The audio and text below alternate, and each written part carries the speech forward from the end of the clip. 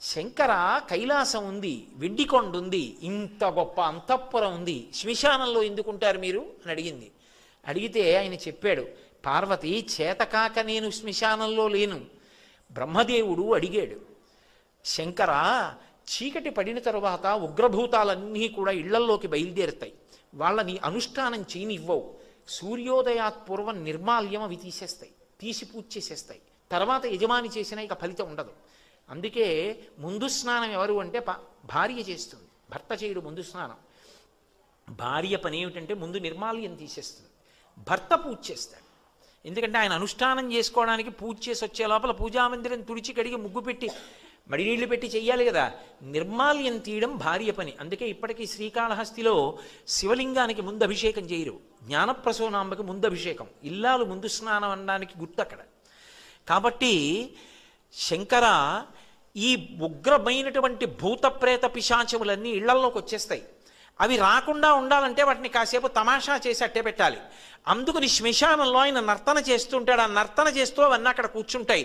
రెండో కారణం ఎందుకుంటానో తెలుసా పార్వతి? బ్రతికున్న నాళ్ళు నావాళ్ళని కష్టపడి వాళ్ళింటికి ఎడతాడు, వీళ్ళింటికి ఎడతాడు, ప్రయాణాలు చేస్తాడు, రైళ్ళు ఎక్కుతాడు, అక్కడికి ఎడతాడు, ఇక్కడికి ఎడతాడు, విమానాలు ఎక్కుతాడు, వాళ్ళింటికి భోజనం అంటాడు, వీళ్ళింట్లో పలహారం అంటాడు, అన్నీ తిరుగుతాడు. సరదాగా అలా వెళ్ళొద్దామని ఎవడైనా రుద్రభూమికి ఎడతాడా? ఎవడు వెళ్ళాడు. కానీ అంతా అయిపోయిన తర్వాత రుద్రభూమికి తీసుకొస్తారు.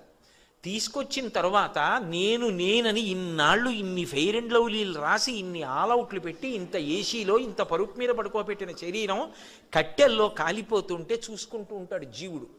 నిత్యమా జీవితము నీటిపై బుగ్గ కల్లరి బొమ్మయవు కాయమ్మునొల్లా అద్దె కొంపల బోలు ఆ భోగముల్లా తను పెంచు దొంగలవు తనయుల నొల్లా ఎందుకీ భోగమ్ములెందుకీ మురుపు ముందు చావుండంగమురియంగనగుని అంటారు శివమానస పూజలో. ఏడుస్తూ నిలబడతాడు, చీకటి పడిపోతుంది, కపాలమోక్షం అని తల పగిలిపోయి చప్పుడు వస్తుంది టప్ అని. కాటికాపరి సంజ్ఞ చేస్తాడు వెళ్ళిపోండి అని. తలస్నానం చేసి కొడుకు వచ్చిన బంధువులు వెళ్ళిపోతారు వెనక్కి తిరిగి చూడకుండా.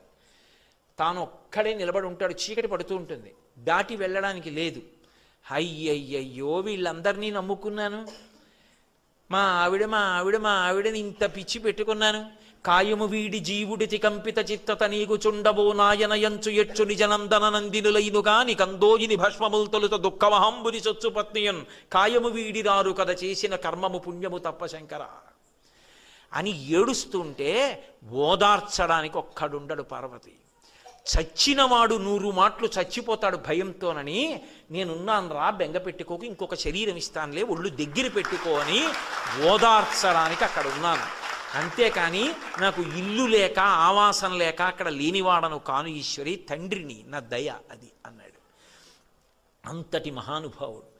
ఆయన దయ మనకి ఎరుకలోకి వచ్చిందనుకోండి, ఆయనతో అనుబంధం తెలిసిందనుకోండి, ఒక విషయం అర్థమవుతుంది, ఆయన శాశ్వతుడు. ఎందుకని? దానికి గుర్తు ఆయన మెడలో ఉన్న పునుకల మాల. అక్కడ కదా బయలుదేరేటో తిరిగాను. ఆయన మెడలో పుర్రెల మాల ఎందుకు వేసుకుంటాడంటే ఎవరూ ఏదో బంగారం గొలుసు చేసి ఇచ్చేవాళ్ళు లేక కాదు, అసలు బంగారం ఆయన వీర్యం. మీరు రామాయణం జరిగితే బాలకాండలో షణ్ముఖోత్పత్తిలో అర్థమవుతుంది.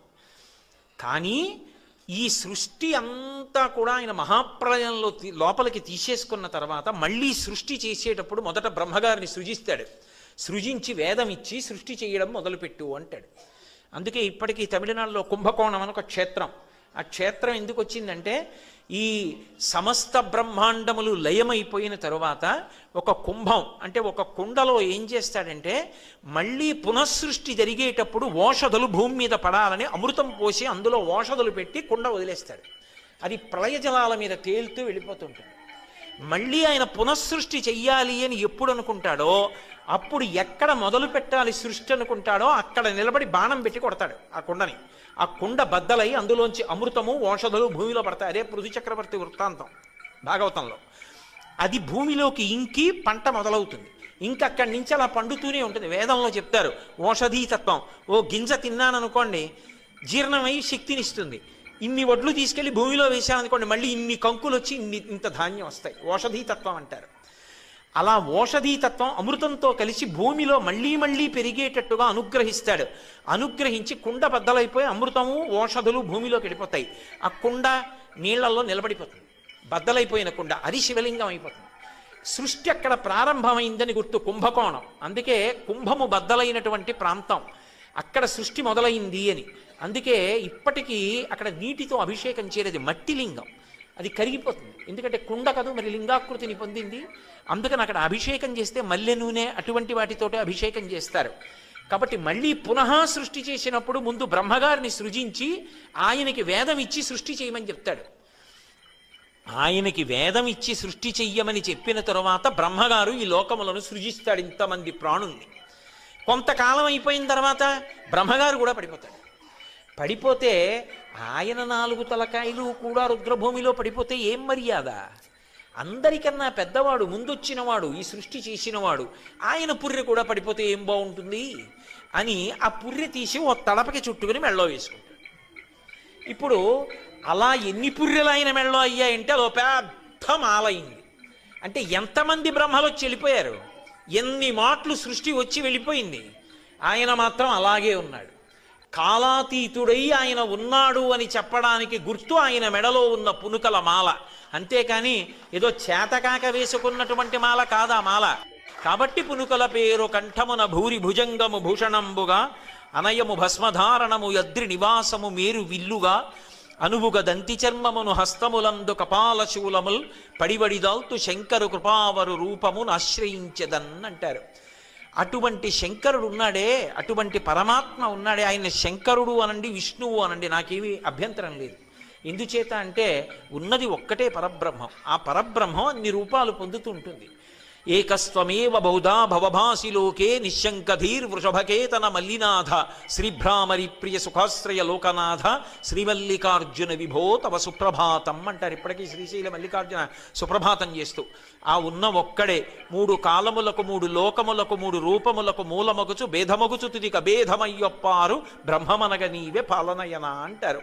ఆ ఒక్కడే బ్రహ్మ అవుతాడు, విష్ణు అవుతాడు, శివుడు అవుతాడు, 3 లోకములు అవుతాడు, 3 కాలములు అవుతాడు, జ్ఞానము చేత 3 ఒక్కటైపోతాడు. కాబట్టి ఆయన ఒకటి కాదు, ఆయన విరాట్ స్వరూపం, అసలు దాంట్లోనే లోకమంతా ఉంది.